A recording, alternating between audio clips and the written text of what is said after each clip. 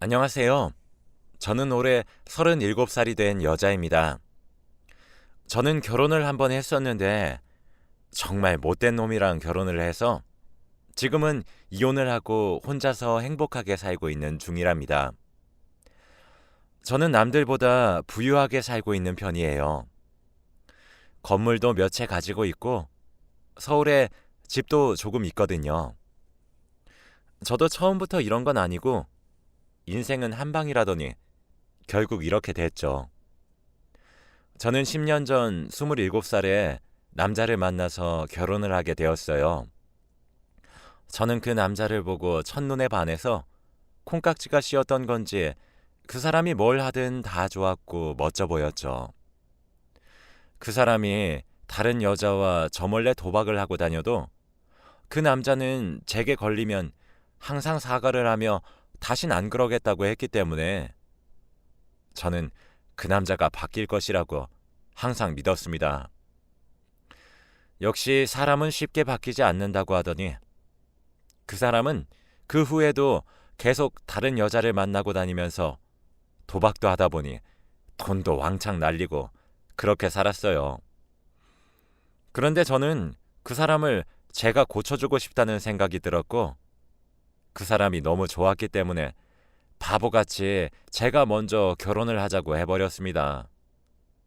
그 남자는 당연히 좋다고 하면서 저희는 그렇게 결혼을 하게 되었죠. 저는 사람을 좋아하면 많이 퍼주는 성격이라서 그 사람이 회사에서 회식을 한다고 거짓말을 하면서까지 도박을 하러 가는 것을 알면서도 돈을 빌려달라길래 주었고 여자를 만나러 가는 것을 알면서도 항상 보내주었습니다. 왜냐면 저는 그 사람이 너무 좋아서 제가 조금만 그 사람 마음에 들지 않게 행동하면 그 사람이 떠나갈 것만 같았거든요. 저희는 돈도 없고 그 사람이 계속 밀어서 결혼식도 못 올렸고 아이는 당연히 없습니다.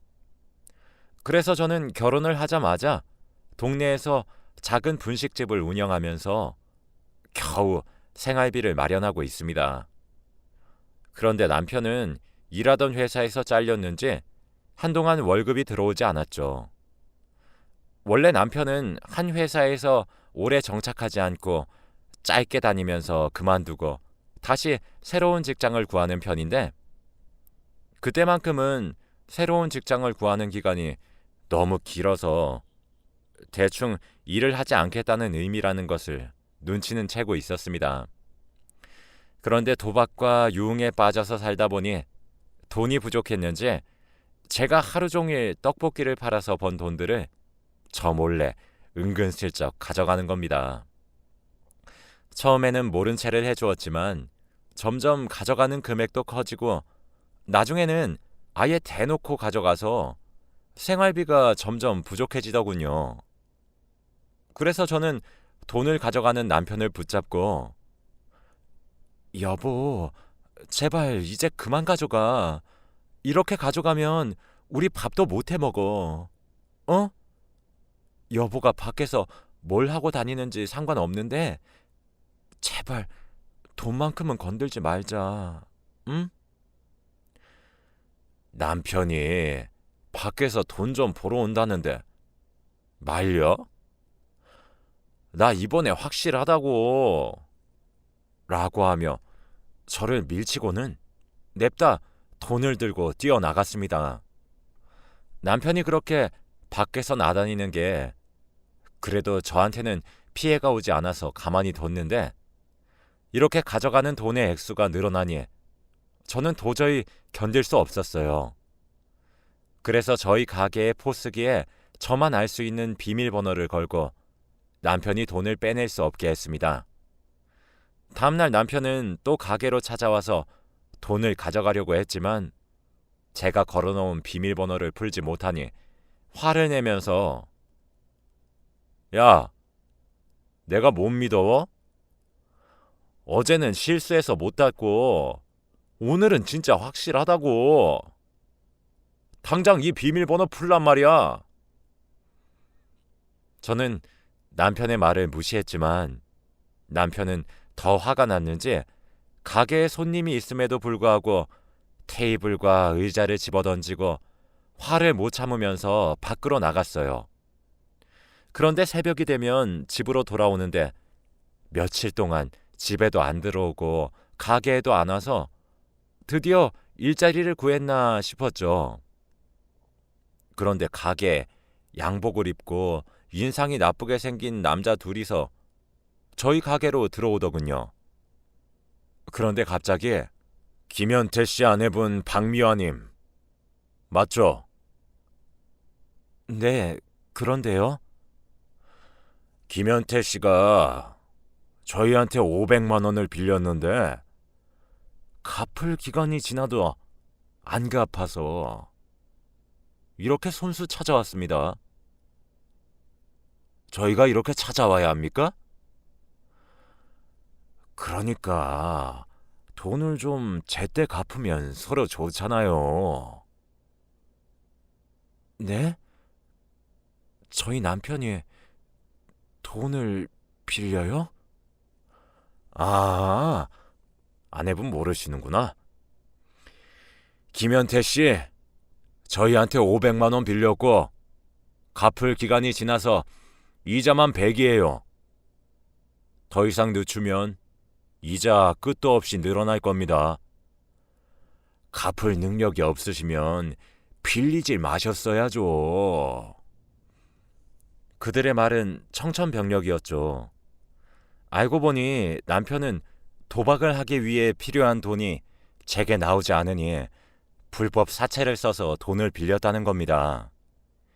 남편이라는 놈은 도박에서 많이 따면 그 돈을 금방 갚을 수 있다는 생각에 무려 500만 원을 빌렸고 사채업자들은 갚지 않으면 대가를 제대로 치르게 될 거라고 했죠.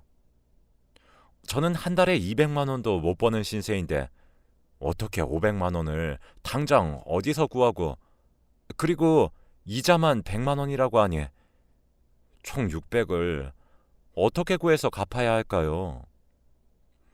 겨우 하루 벌어서 하루 먹고 살 정도로 버는데 남편이 그런 짓까지 하고 다니니 저는 분식점의 운영 시간을 새벽까지 하기로 결정했습니다.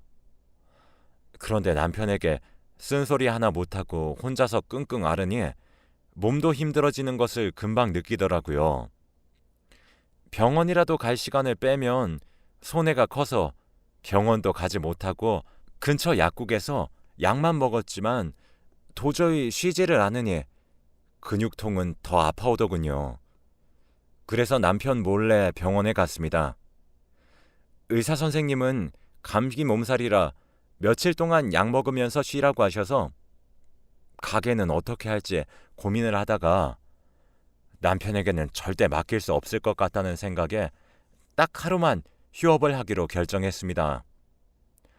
가게를 열고 단 한 번도 쉰 적이 없는데 그래도 제 몸이 건강해야 앞으로 더 많은 일을 할 수 있다는 생각에 생애 처음 휴업을 결정했죠. 그렇게 약을 처방받고 집으로 돌아와 밥을 먹고 나서 약을 먹으니 약 때문인지 잠이 솔솔 오더군요. 그래서 따뜻한 방바닥에 이불을 깔고 누워있다 보니 저도 모르게 잠에 들었습니다. 그런데 잠에 너무 깊게 들었는지 그날 꿈에서 죽은 아버지가 나왔습니다. 아버지가 죽고 나서 단 한 번도 제 꿈에 나오신 적이 없는데 그렇게 뵈니 너무 반가워서 오래 같이 있고 싶었지만 아버지는 미화야, 아빠가 급해서 얼른 가야 하거든. 그래서 시간이 많이 없어. 우리 미화 고생 너무 많이 했잖아. 이제 그런 거 싹 다 잊고 평생 행복하게 살아. 라고 하시면서 숫자 6개를 알려주시더군요. 그렇게 아버지가 사라지시고 저는 바로 꿈에서 깨어났고 그 숫자의 의미를 생각해보니 이건 무조건 로또 번호라는 답밖에 없었습니다. 그래서 잊어버리기 전에 당장 메모를 해놓고 저는 바로 집 근처에 있는 아무 편의점으로 달려갔는데 달려가는 순간에는 신기하게도 감기 몸살 기운이 전혀 없었고 오히려 몸이 너무 가벼웠어요. 그렇게 편의점에 도착해서 바로 아버지가 알려주신 번호를 기입하기 시작했습니다. 평소에는 로또에 당첨이 되어서 갑자기 부자가 되는 상상을 많이 하지만 로또는 당첨될 확률도 매우 희박할 뿐 아니라 뽑힐지도 모르는데 로또 용지를 매번 사는 것도 너무 아까워서 절대 로또를 하지는 않습니다. 그런데 만약에 사지 않았는데 아버지가 알려주신 번호가 진짜 당첨이 된다면 너무 억울할 것 같아서 속는 셈 치고 없는 돈을 끌어모아 샀답니다. 저는 똑같은 번호로 3장의 로또 복권을 사고 집으로 돌아왔죠. 그날 저녁이 토요일이라서 저는 로또 방송을 기다리고 있는 내내 정말 심장이 터질 정도로 크게 뛰었습니다. 단 한 번도 상상을 해본 적이 없는데 꿈자리도 너무 좋았고 아버지가 직접 알려주신 번호라서 저는 기대하면 안 된다고 생각했지만 그래도 사람이라는 게 내심 기대를 하게 되더라고요. 저는 TV 앞에 앉아서 기다리니 로또 복권 방송을 시작했고 저는 떨리는 손으로 번호를 맞춰보니 세상에나 정말로 제가 로또 1등에 당첨이 되어버렸습니다. 저는 손이 정말 떨렸고 제가 지금 꿈이라도 꾸는 건 아닐까 싶어 볼도 꼬집어 보았지만 아팠어요. 저는 1등의 로또 용지를 무려 3장이나 샀기 때문에 로또 1등에 3번 당첨된 거죠. 1등의 상금은 무려 20억이었어요. 그 돈이면 저는 평생 놀면서 살아도 남는 돈이었습니다. 저는 그날 눈물을 펑펑 쏟아내면서 이제 고생은 끝이라는 생각을 하며 당장 남편에게 전화를 걸었어요. 여보, 얼른 집에 와봐. 나 로또 당첨됐어. 남편은 놀라서 얼른 달려오려고 하였고 사실 저는 남편의 반응을 보기 위해 한 장만 당첨이 되었다고 말하려고 했죠. 남편은 금방 집으로 돌아왔고 로또가 당첨이 되었다고 용지를 남편에게 들이내미니 남편은 미화야, 그래서 1등 당첨 금액이 얼마라고? 20억이야, 20억. 우리 이제 빚 다 갚고 평생 놀면서 살 수 있어. 20억이라고? 남편은 액수를 듣고 갑자기 눈빛이 변하더니 그 용지를 들고 달아나는 겁니다. 맨발로 당장 집을 뛰쳐나갔고 저는 잡을 틈도 없이 남편은 사라졌죠. 남편은 로또 당첨에 눈이 멀어서 결국 저를 버리고 20억을 선택했답니다.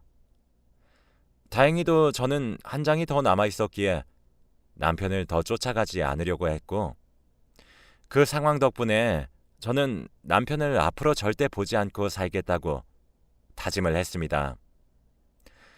저는 남편이 떠난 후 바로 남편과 이혼을 하기로 결심했고 남편에게 우리 이제 이혼하자. 그러니까 집으로 와서 이혼 도장 찍고 가. 라고 문자를 보냈습니다. 저는 항상 혹시 모를 상황을 대비해서 지니고 있던 이혼 서류를 준비했고 남편은 몇 시간 뒤 집으로 돌아와 도장을 찍었고 다시 밖으로 나갔어요. 저는 월요일 아침이 되자마자 법원으로 가서 이혼 서류를 제출했고 저희 둘 사이에는 아이도 없고 분할할 재산도 없었기 때문에 이혼은 쉽게 진행되었습니다. 그리고 저와 남편은 숙려 기간을 면제를 받았고 법원을 다녀온 후 은행으로 가서 세금 떼고 당첨금을 수령했습니다. 저는 생애 처음 받아보는 큰 돈에 감당이 되지 않았고 이 돈을 도대체 어떻게 써야 할지 고민이 되었죠. 저는 원래 큰 돈을 만지고 살았던 사람이 아니라서 이렇게 많은 돈이 들어오니 너무 당황스러웠습니다. 우선 저는 돈을 받고 분식집으로 가서 평소와 다름없이 떡볶이를 팔았습니다. 새벽에 퇴근을 하고 집으로 돌아와 곰곰이 생각을 해보니 저는 일도 계속하고 싶었지만 새벽까지 일을 하다 보면 분식집을 오랫동안 운영하지 못할 것 같아서 다시 분식집 운영 시간을 원래대로 되돌렸고, 저는 돈에 욕심도 잘 없고 크게 투자를 해서 돈을 불리려는 생각도 없었기 때문에 서울의 작은 빌딩을 매매하니까 돈이 조금 사라지더군요. 그래서 남은 돈들은 통장에 묶어두었습니다. 저는 돈을 잘 굴리는 법을 전혀 모르기 때문에 더 이상 돈을 쓰면 또다시 예전처럼 될 것 같았거든요. 확실히 서울에 건물을 사다 보니 월세가 굉장히 많이 들어왔고 저는 이제 생활비가 부족하지 않아졌죠. 사채업자들은 그 이후에 한 번도 오지 않았는데 아마 남편이 제 로또 종이를 가지고 달아나고 돈을 갚은 것 같아요.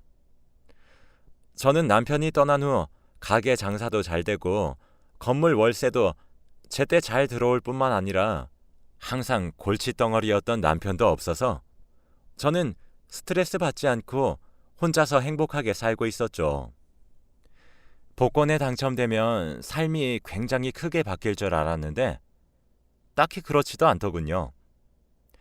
그냥 일상에서 조그마한 변화가 생기는 정도였죠. 저는 그렇게 돈을 모으다가 분식집 근처 오피스텔로 이사를 했고, 이사를 하는 과정에서 남편의 물건들을 싹 다 정리했습니다. 남편이 어디서 뭘 하고 사는진 모르겠지만 아마도 여자를 만나서 술을 마시거나 돈을 흥청망청 쓰고 있겠죠. 아마 남편은 큰 돈이 갑자기 생겨서 도박은 하지 않을 거라고 생각했습니다. 그런데 어느 날이었습니다.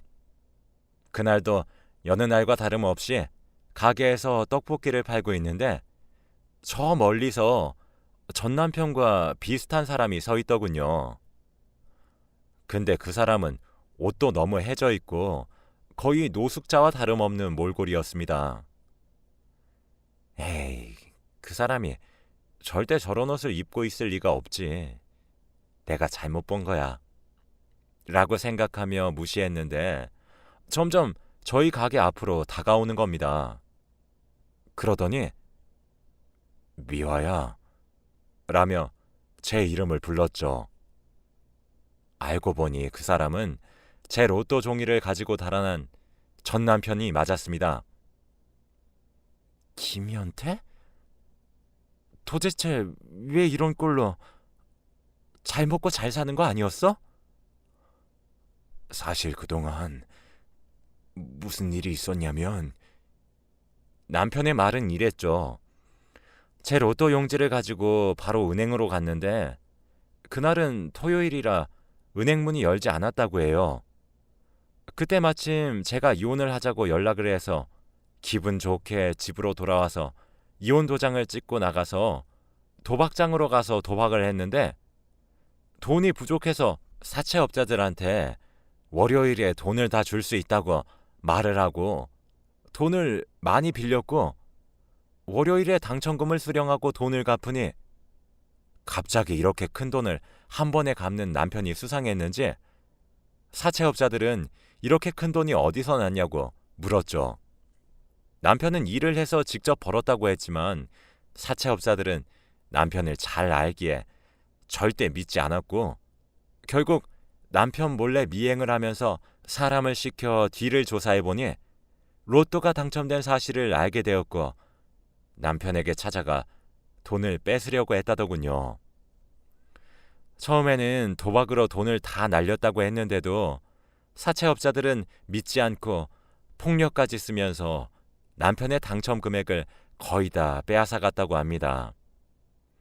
경찰에 신고를 하려고 해도 사채업자들이 항상 자기를 뒤쫓아 다니고 있어서 신고도 못하는 상황이고 돈도 한 푼도 안 남아 있어서 지금은 지하철 바닥에서 살고 있다고 했습니다. 남편의 몸은 정말 성한 곳이 없었어요. 저는 한편으로는 그 사람이 너무 가엾기도 했지만 어찌 보면 남편도 제 로또를 훔친 거나 다름이 없기 때문에 사채업자들이랑 똑같다고 생각했죠. 그런데 미화야, 너 어디서 살고 있어? 우리 저번에 살던 집으로 가니까 아무도 없던데. 나 저기 오피스텔로 이사했어. 뭐? 이사? 도대체 돈이 어디서 나서 열심히 일해서 번 거야? 아니, 그 큰 돈을 내가 어떻게 벌어? 사실 그때 로또 1등 용지 3개 가지고 있었어. 현태 씨, 나 당신 시험해 보려고 그렇게 한 거였지.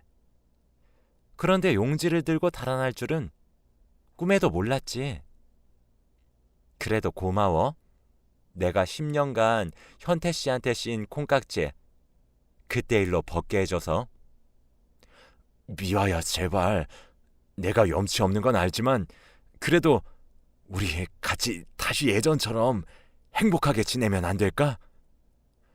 행복? 현태 씨, 난 단 한순간도 행복한 적이 없었어. 매일 일하고 번 돈들 다 현태 씨가 도박한다고 가져갔잖아. 처음에는 봐줬지만 점점 생활비도 바닥났고 밖에서는 다른 여자들이랑 술 먹고 오고. 난 정말 현태 씨 만나고 싶지 않아. 제발 내가 어떻게 하면 나랑 다시 재결합해 줄래? 재결합? 절대 꿈도 꾸지 마. 우리 가게에 다신 찾아오지 마. 혼자 평생 그렇게 살아? 남편은 제게 찾아와 양심도 없이 다시 자기랑 재결합을 하자고 했고, 저는 다행히 흔들리지 않았습니다. 그 후에도 전 남편은 저를 찾아와 꽃도 주고 가게 일도 돕겠다고 했지만 처음에는 직접 내쫓았고, 그래도 계속 오길래 바로 경찰에 신고를 하고 내쫓았더니 저를 더 이상 찾아오지 않더군요.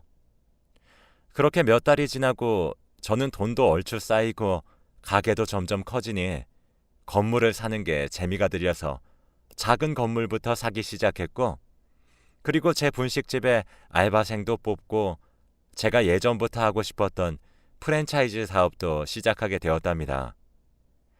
사업을 시작하는 초반에는 너무 힘들었지만 예전부터 손님들이 이모, 여기 떡볶이 먹으러 부산에서 와요. 제발 프랜차이즈 해주시면 안 될까요? 라는 말을 많이 하셔서 많은 손님들이 원하셔서 다행히 잘 될 수 있었어요. 저는 드디어 분식집에서 일을 하지 않고 제 분식집의 대표가 되었습니다. 제 가게를 본점으로 시작해서 여러 가맹점들이 전국적으로 많이 들어서는 게 제 목표입니다. 앞으로도 더 늘려갈 생각이에요. 저는 지금 재혼할 생각이 전혀 없고 평생을 다른 사람을 위해 살았는데 이제는 오로지 저를 위해 희생하고 봉사하며 살아갈 생각입니다. 제 이야기는 여기까지입니다. 사연 들어주셔서 감사합니다.